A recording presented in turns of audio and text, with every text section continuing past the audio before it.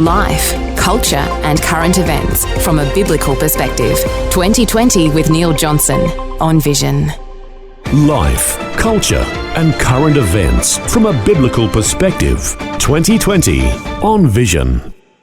We might even want to count the number of people who we used to sit beside in church, who we used to attend youth group with, whose family used to come to the children's ministry and be a part of the family ministries of our church. We might all know someone or many who have walked away from church. Somehow or other they got disconnected. Now they're disenchanted with church and coming back to church and getting right back into the swing of what it is to have real relationship with God and with his people is something that is far removed from them.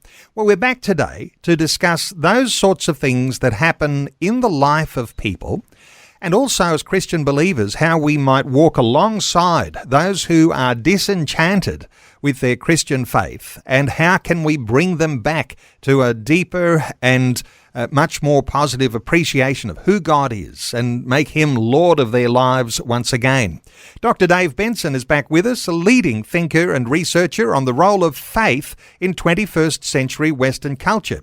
He's leading the London Institute for Contemporary Christianity's work on culture and discipleship. Dave, a special welcome back to 2020. Hey, thanks so much, Neil. It's lovely to join you. Dave, we all know someone who no longer comes to church. They've cooled down in their faith. Maybe even they've become antagonistic towards church and faith, and for all sorts of reasons. This is something you're looking into in your own research studies. Yeah, that's right, Neil. My background originally was in high school teaching and then youth work and youth pastoring. And since that time, then doing evangelism and community outreach, some teaching and theology, now working in London looking at culture and discipleship, I have seen droves of people that I've been friends with, have invested into, have cared for, walked alongside, who have walked away from the church.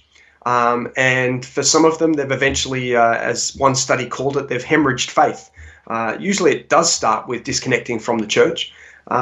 There's a lot of people who are almost in exile, in a sense, where they've left the church, but they still have some belief in Jesus, but it doesn't have an institutional expression.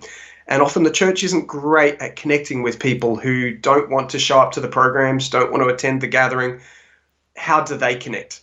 And it's difficult for them to find a place because often our gatherings are more about looking at a stage, hearing people present things. It's much less about bring your questions, your doubts, your concerns, and let's journey together and find a way towards life.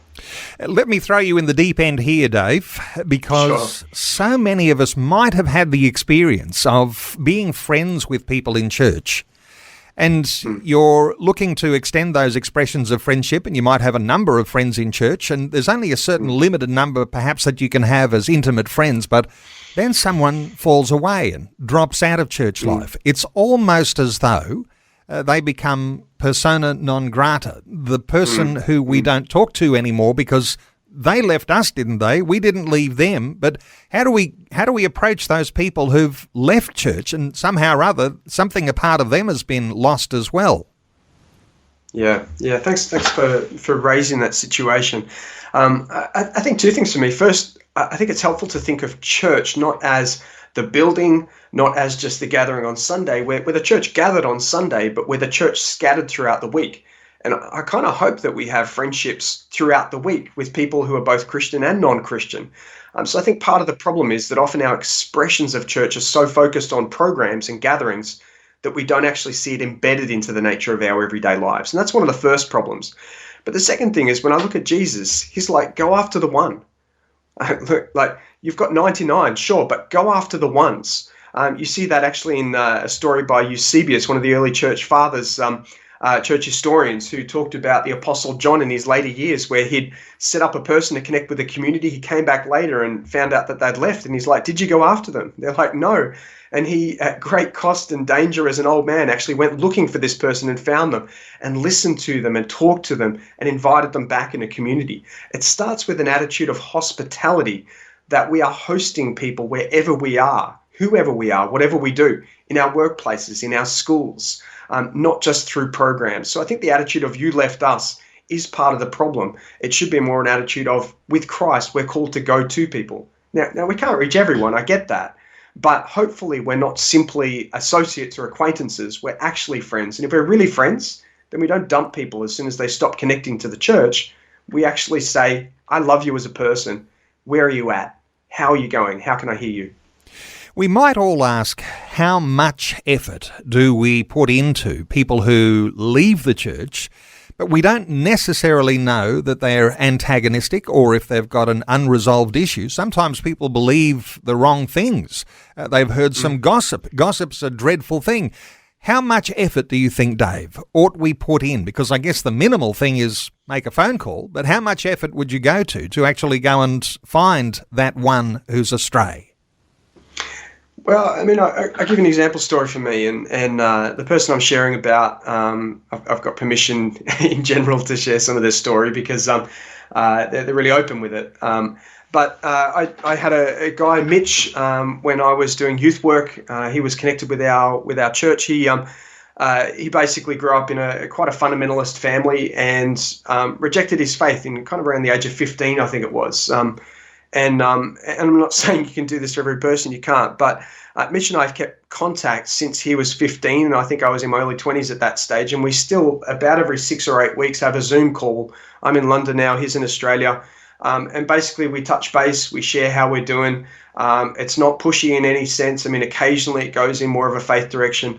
Over the last, it must be 15 or 20 years now, we've built a real friendship of mutual respect. It's not simply I'm talking to Mitch so that he will come back to faith. No, I actually really love the guy. He's now married, has a little kid. He's got 2 little kids. We talk about how he's going with life.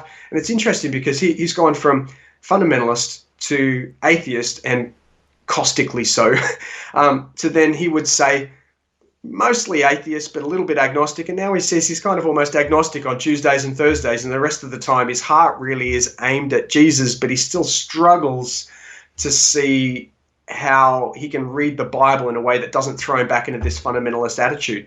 We've even had times of doing the practice of Lectio Divina, of reading the scriptures and saying, what does this mean? And he's going, but I don't necessarily believe that this is inspired. And I'm like, that's okay. It's a classic text with wisdom. Let's just see what comes up. And it might be what comes up is actually that you hate this passage. That's okay. Let's just have a conversation about it. So it's far less prescriptive and controlling, and it's much more, how do I journey alongside you and hear where you are at without trying to coerce or control you to get to someplace I think you should be. It's easy to be condemning too, isn't it? And perhaps that's the worst approach. Your thoughts, though, because when you have got that connection, maybe you're sitting around having the coffee and you're saying, where am I going with this conversation? You've got to be very careful. And I know in a conversation we had earlier, the thought that, you don't have to tell people a lot of things. You just have to be there to be a listening ear. How important is it to be that person who is a listening ear, even if your friend might be, very antagonistic towards God and antagonistic towards the church? Yeah, I think it's one of the most important things. I mean, so many people don't feel listened to. And it's funny because in some of the research that's just come out from Barna called the Open Generation, opengeneration.info if you want to look it up, they found that most people identify Jesus as listening, but they don't experience Christians as particularly listening. Jesus was wise, but about a third of the people that thought Jesus was wise feel that Christians are wise. So there's a big disconnect there. I think one of the first things for me is I recognize that God himself, through his Spirit, is drawing people to him. And they're on a journey, and God gives them autonomy. He gives them freedom to move towards or to move away from him. It's not my job to control that or to condemn them. It is my job to be honest about the way I see things. So I'll typically just make a lot of space to say, let me understand you. Like, tell me your story. Tell me what's going on. What are the things you love? What are the things you hate? What are you hoping for? How does life make sense to you? And if you picture that we're sitting across from each other at a table, I'm not so much debating or disagreeing with you. We're both looking at on the table almost like images or photos of our lives, and we're saying, how does this look to you? And we're coming from different angles. So it looks this way to me, but how does it look to you? And my job is to help draw them out and to share how I see it, but not to tell them what they should do. they've actually got a freedom to decide what they're going to do, but I can say what I think is wise, what I think might be helpful. But I'm saying, I don't know, here's how I see it. But you have freedom. How do you see it? What do you want? And you see Jesus ask that question a lot. What do you want? And I think getting to the heart of someone's desire is the heart of all things. I just wish that our Christian communities, our youth groups, our interactions with others looked much less prescriptive and much more open for this kind of dialogue.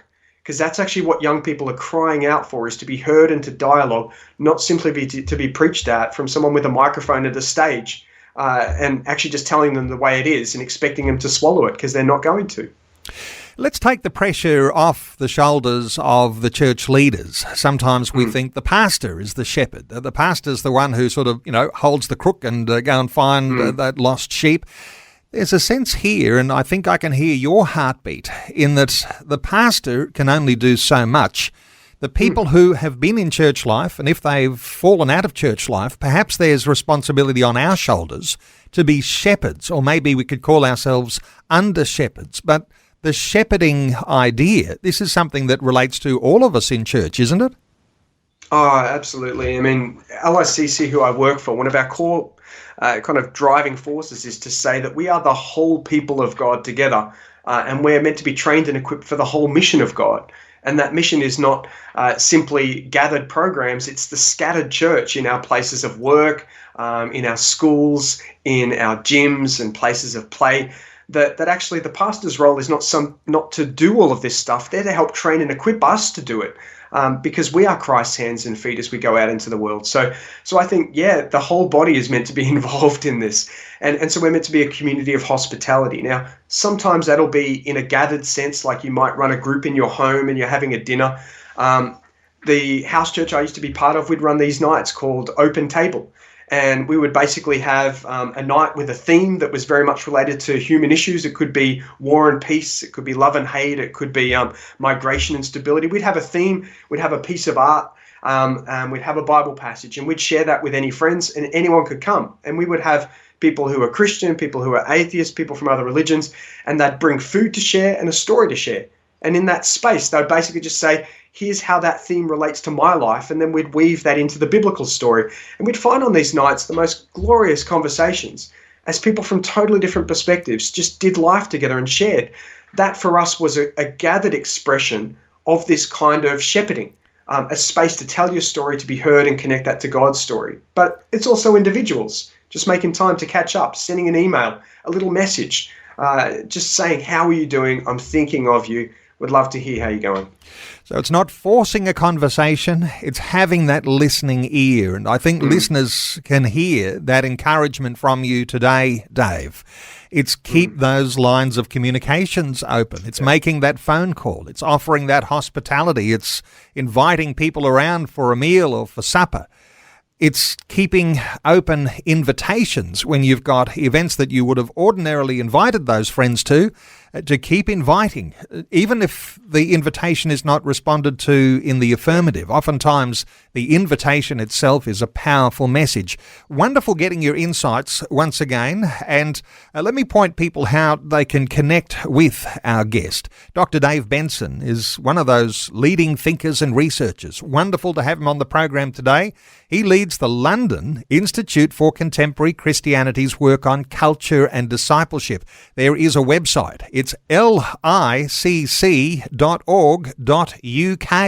and you can be connected with Dr. Dave Benson. Dave, thank you so much for taking some time to share your thoughts and your heart with us today on 2020.